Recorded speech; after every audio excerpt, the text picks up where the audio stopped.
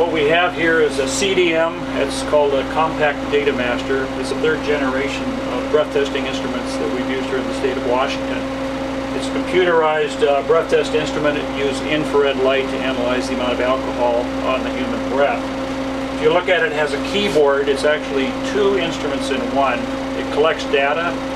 There's a series of about 17 questions that it will ask the operator. Some of them are very important questions, such as the time the mouth was checked. If you have any alcohol in the mouth, it will dissipate in a 15-minute period. So therefore, you do not start the test until 15 minutes after they've had the mouth checked. Other questions are the temperature of a simulator. What this does, this simulates a person with a known value in their system. It's mixed up to approximately a 0.08 grams per 210 liters of breath.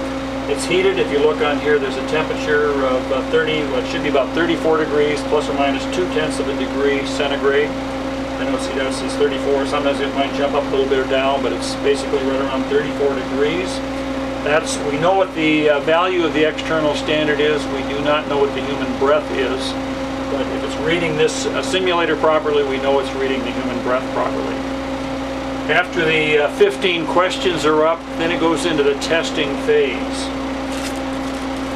It's a heated breath tube. It prevents condensation. It's warm or hot to the touch. It has mouthpieces.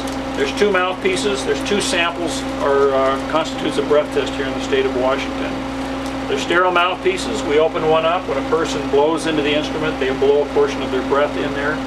There's a sample chamber that holds approximately 40 milliliters of breath at one time. And when a person completely stops breathing into it, it shuts the valve off. It's that last 40 cubic centimeters that it actually analyzes. That's what's closest to what's in their system. It takes maybe 15 or 20 seconds to analyze it. After that, it goes away. Air is purged through there to clean it out. It has 8 tests that are performed on it. There's 4 blank tests.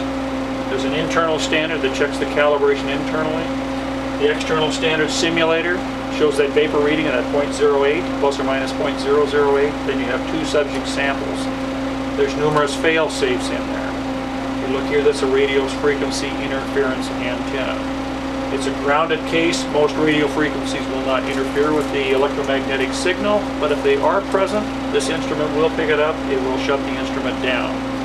And you'd have to either start over again. Other things, if there's moisture that gets into the instrument, or some bad odors or chemical smells, and it cannot zero itself. Remember I said there's 4 times it has to zero itself? If that gets in here, you'll have a message code that says ambient fail. It will shut down. If for some reason the accused person has alcohol on their breath, let's say that 15-minute period is over, but let's say he regurgitates or puts something in his mouth which he shouldn't do, it has a slope detection indicator in there. It will automatically shut down. It'll give you another message code. So there are numerous fail-safes. It's weighted heavily in favor of the accused. For the most part, our testing is done with breath here in the state of Washington, so it is a breath standard. It records the results in grams of alcohol per 210 liters of breath.